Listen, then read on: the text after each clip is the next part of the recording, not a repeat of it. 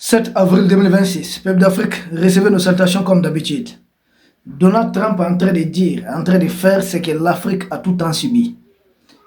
Et je vois beaucoup de nos frères s'alarmer, beaucoup de nos frères, nous comprenons les émotions par rapport à ce qui se passe au niveau du Moyen-Orient. C'est triste, voir deux pays, voire même c'est plus de deux pays, former une coalition en train d'agresser l'Iran, en train de bombarder, parce que jusque-là, on dit élèves et enseignants, il y a eu plus de 310 morts du côté de l'Iran. Il y a plusieurs écoles qui ont été touchées par le bombardement. On parle de 700 écoles, de plus de 700 écoles. Et il faut noter plus de 30 universités, parce que c'est grâce à ces universités que l'Iran a réussi l'exploit de ses missiles et même de ses recherches nucléaires. Donc pour Trump, il faudrait détruire. Ne soyez pas surpris, on ne le souhaite pas. Si l'Iran, est bon, si l'Iran était réellement mis en difficulté et que si le régime devait au début s'effondrer, vous allez les voir dans une course affolée derrière les ingénieurs et les scientifiques iraniens. C'est ce qu'ils ont fait quand Adolf Hitler a été renversé. D'ailleurs, les armes nucléaires, les deux bombes nucléaires qui ont été utilisées contre le Japon, qui a participé réellement à sa fabrication? Qui est qui? Les missiles aujourd'hui dont on parle, cette technologie de missiles, ça a commencé avec Hitler, missile V1, VD. C'est Hitler qui avait commencé avec ça. Donc il y a une course effrénée derrière les ingénieurs et les scientifiques et allemands de l'époque. Donc c'est la même chose ce qui se passe. Beaucoup de scientifiques iraniens ont été éliminés, ont été assassinés, purement et simplement, parce que la puissance d'une nation repose au niveau de ses cerveaux. C'est là que nous, nos fameux démocrates, ont tout trahi l'Afrique. C'est des gens qui ont ouvert dans beaucoup de pays africains des écoles de comédie, des écoles d'autres trucs, produire beaucoup de comédiens. Je peux comprendre qu'on produise les comédiens suivant un nombre proportionné. C'est-à-dire pour 10 millions d'habitants, nous avons besoin de combien de comédiens, combien d'artistes, combien de trucs. Et mais là, finalement, là où les autres sont en train de produire beaucoup d'ingénieurs, beaucoup de scientifiques, en Afrique, c'est encore des filières dépassées des Occidentaux qui sont en vogue. Tout le monde fait, dans beaucoup de pays africains, tout le monde fait droit ou bien comptabilité, espérant devenir tel. Mais en réalité, ils ont pas employé tous ces mondes. Il faut savoir, la formation doit aller suivant les besoins. Donc, ce que Trump est en train de faire là-bas, ça a toujours été, c'est des trucs qui ont toujours été faits contre les Africains. Qu'est-ce qui nous surprend? Dire qu'il y a une coalition, en cours contre l'Iran. Mais quand on éliminait le premier président du Togo, Sylvianus Olympio, c'était une coalition. Il avait trouvé refuge chez l'oncle Sam. Ils l'ont sorti dehors et puis il a été livré. Ils ont tout le temps, quand il s'agit de l'Afrique, là, partout vous voyez une guerre en Afrique, il n'y a pas qu'un seul pays impérialiste impliqué. Il y a au moins 30 pays. Ça a toujours été une coalition. Ils ont un cadre où tous leurs services de renseignement coopèrent, collaborent ensemble, partagent tout ensemble. Et il y a un deuxième cadre entre les pays qu'on appelle les anglo-saxons simplement. Il y a aussi cet autre cadre. Donc c'est des gens qui ont tout à opérer ensemble. Peut-être aujourd'hui avec l'internet et autres, les choses sont beaucoup plus visibles. Quand on bombardait les palais présidentiels de la Côte d'Ivoire, les gens voyaient l'armée française devant. Les Français travaillent avec les renseignements fournis par quel pays? Et puis il y avait les casques bleus. Les casques bleus là, c'est combien de pays? Il y avait combien de pays dans les casques bleus qui étaient en Côte d'Ivoire? C'est là que vous allez vous rendre compte dans l'ONICI qu'il y avait plusieurs nationalités. Et derrière, partout vous allez voir l'armée française opérer généralement. C'est les renseignements satellitaires, d'autres renseignements de l'oncle Sam. Ils ont certes leur capacité de renseignement, mais ils dépendent en grande partie de certaines capacités de renseignement de l'oncle Sam. Et ils peuvent s'opposer à une guerre menée par l'oncle Sam, mais eux, ils n'osent pas déclencher une guerre et que l'oncle Sam s'oppose dans les faits, dans tout. Si vous les voyez aller se faire humilier à Washington, pour que Donald Trump ne lâche pas Zelensky, c'est parce que sans Donald Trump, ils ne peuvent pas faire le poids. Ils ont besoin de ça. Rien qu'à couper pour 72 heures les renseignements fournis par l'oncle Sam à Zelensky, il devient aveugle. Il ne peut plus rien faire. il sera cuit tout de suite. L'œil et l'oreille de Zelensky, c'est l'oncle Sam. Donc, leur coalition, là, c'est sur les dos des Américains. C'est pourquoi Trump leur demande de payer davantage. Payer davantage parce que Trump, lui, en venant au pouvoir, il était accompagné par un puissant lobby qu'on appelle NRA. Donc, il s'agit des lobbies des gens qui produisent les armes. Donc, lui, il veut aussi du marché pour ses parrains. Il va gaspiller toutes ces munitions en Iran, mais derrière, qui va profiter du marché? Ce sont les privés qui produisent généralement leurs munitions. Les privés. Donc, il faut faire rentrer l'argent. C'est ce qu'ils font. Mais quand il dit qu'il va détruire les ponts et autres en Iran, en fait, ce n'est pas l'Iran qui est dans son viseur en tant que tel. Non. Il y a les monarchies de Golfe et puis voilà, chez Benjamin Netanyahu, surtout les pays arabes, pétrodollars. Parce que l'Iran représente va détruire leurs ponts sans doute. Et dites-vous, quand ils auront besoin de reconstruire, à qui on va donner les marchés? À l'oncle Sam. Est-ce que vous comprenez? Trump est en train de casser pour donner les marchés aux grands propriétaires des immobiliers des États-Unis. C'est tout. La guerre, malheureusement, c'est du business. Business contre des vies humaines. Ces gens sont cyniques. Très cyniques et barbares. C'est pourquoi je dis Trump ne fait rien là-bas qu'ils n'ont jamais fait contre les pays africains. Seulement la résistance iranienne permet de démasquer davantage. Jusque-là, ils ont leur coalition, les gens ont découvert ça, qu'ils ne peuvent pas lutter individuellement. Et d'ailleurs, Trump a dit, il a traité de lâches les autres alliés de l'OTAN qui ne veulent pas l'aider. Il a appelé à une coalition des pays intéressés, concernés directement par le détroit d'Ormuz. Ça n'a pas fonctionné. Et malgré qu'ils sont déjà à 2 pays, là aussi ça ne tient pas debout. Et maintenant, quand il dit, maintenant, je vais commettre des crimes de guerre, et il va jusqu'à traiter et dire qu'il va détruire totalement la civilisation iranienne. Et les gens, beaucoup sont surpris. Mais ils ont tout fait pour détruire la civilisation africaine. Au moins en Iran, les écoles sont toujours des écoles iraniennes. Que ce soit cette équipe ou une autre équipe. Mais en Afrique, les écoles en Afrique produisent des gens qui réunissent l'Afrique, généralement. À grande majorité. Les écoles en Afrique produisent des gens, l'élite en tout cas, les excellents sont tout de suite récupérés par les pays impérialistes. Même chose qu'ils avaient pris les ingénieurs, les savants et autres, les scientifiques d'Hitler. Ils prennent les meilleurs des Africains, que ce soit dans les domaines sportifs, dans tout autre domaine. Ils ont la nationalité, ils travaillent pour eux, ils représentent même ceux qui boxent bien. Notre frère Francis Ngannou, il a quelle nationalité actuellement? Donc c'est un peu comme ça dans beaucoup de domaines, dans beaucoup de secteurs. Les Mbappé ou autres, bien qu'ils soient nés là-bas. C'est à nous de comprendre leur triste. Tout ce qu'ils sont en train de faire au Moyen-Orient, ils l'ont tout à fait ici. Donc, pour être très bref sur cette question, ce que nous retenons, d'abord, ils ont tout à évolué en coalition. Quand vous voyez même la guerre qui est contre nous ici, là, ils évoluent en coalition. Beaucoup de gens peut-être voient simplement l'Algérie ou bien la jeune française. C'est une coalition qui combat les pays de l'AES. Et ce qui se passe en Iran permet de découvrir cela.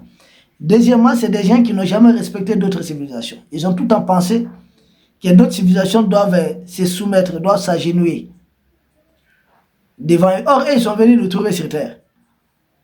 Nous fîmes avant qu'ils ne fissent. Bon, ils disent qu'ils vont détruire totalement la civilisation iranienne. Certains parlent d'utilisation d'armes nucléaires hautes. Attendez. Je ne pense pas qu'il soit fou aussi jusqu'à ce niveau. Et s'il le fait, il aura affaire non seulement à une marée d'humains, des manifestants en Iran, aux États-Unis là-bas, mais un peu partout dans le monde. Le monde du XXIe siècle utilisait une arme nucléaire. Et puis, qui dit que leurs adversaires, leurs ennemis actuels, les Iraniens n'en ont pas? Et si elles doivent riposter, ce n'est pas directement les territoires américains qu'ils peut-être ils vont viser. C'est tout simplement la tête du serpent qu'ils vont viser. La tête du serpent, tout le monde le sait. Ah oui, c'est la tête du serpent qui sera directement visée. Or là-bas, ce sont les boss de Donald Trump, bien qu'il soit milliardaire. Hein. Ce sont ses parrains qui sont là-bas. Ce sont eux qui l'ont mis dans cette guerre. Souvenez-vous de la démission de Joe Kent. Donc, tant qu'il ne s'agit pas de leur population, ils sont prêts à massacrer. Hein. Les gens peut-être aujourd'hui s'alarment sur ce qui se passe au niveau de la bande de Gaza. On parle de, je ne sais pas, 100 000 morts, près de 100 000 morts. Vous savez que le Congo-Brazza, ils avancent les chiffres de 430 000 morts pour un pays qui ne faisait pas 5 millions d'habitants. Pour un pays qui ne faisait pas 5 millions d'habitants, ils ont fait 430 000 morts. Rien que derrière la guerre du pétrole. Ça, c'est le Congo-Brazza. C'est très important. L'uranium du Niger, demandez-vous, combien de dirigeants nigériens ont été éliminés. Amani Diori a été éliminé à cause, il a été renversé à cause de ça, sa femme assassinée.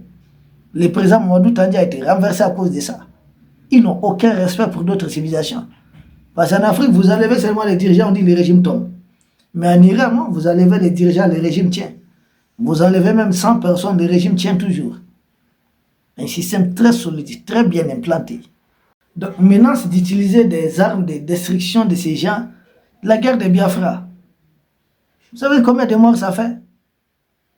Mais c'est plus de 2 millions de morts. C'est en Afrique ici. La guerre du Vietnam, un pays qui a perdu plus de 3 millions, dont 2 millions de civils. Mais la guerre du Congo a dépassé largement les 4 millions, voire les 5 millions de morts.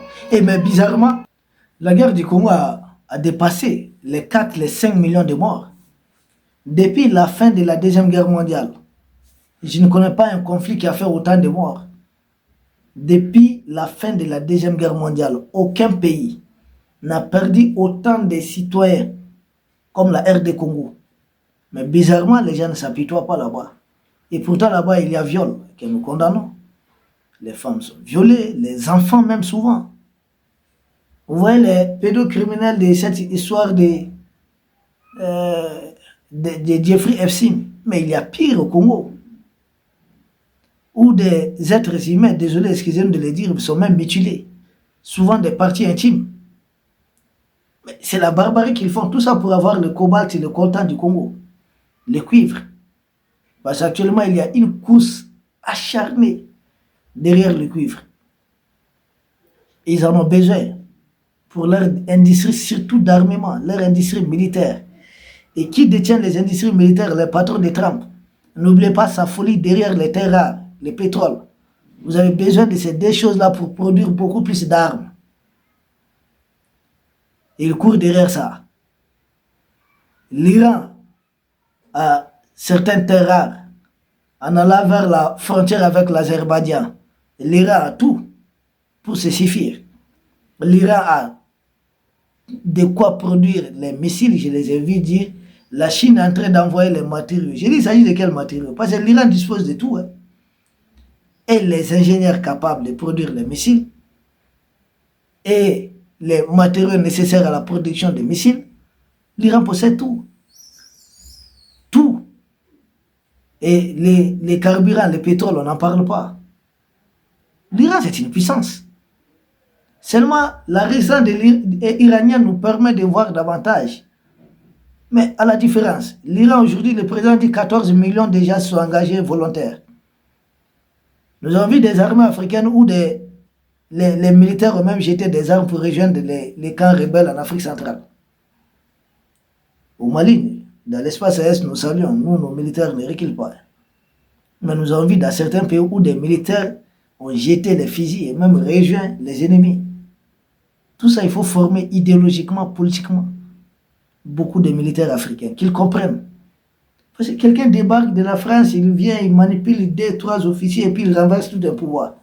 Et puis ils sont là, ils disent qu'ils sont présidents. Ils n'ont rien compris. C'est l'État, c'est les pays en question qui sont en train de renverser. Seulement les Iraniens ont compris, ils savent pourquoi ils sont combattus. À présent, nous sommes en train de fournir beaucoup d'efforts, beaucoup d'Africains les font sur les réseaux, pour essayer de comprendre pourquoi l'Afrique, et faire comprendre pourquoi l'Afrique est attaquée, pourquoi nous sommes agressés. J'ai vu, ils ont envoyé certains de leurs jeunes, des blogueurs qui sont au service des politiciens, qui sont aussi à leur tour au service de la France. Ouais, l'Afrique ne dispose pas d'immenses réserves. J'ai dit, ouais, vous voulez banaliser comme Bazoum? Bazoum disait haut et fort que le Niger n'avait pas, que la France n'avait pas besoin de l'uranium du Niger. Avec le temps, nous avons découvert si la France en a besoin réellement ou pas.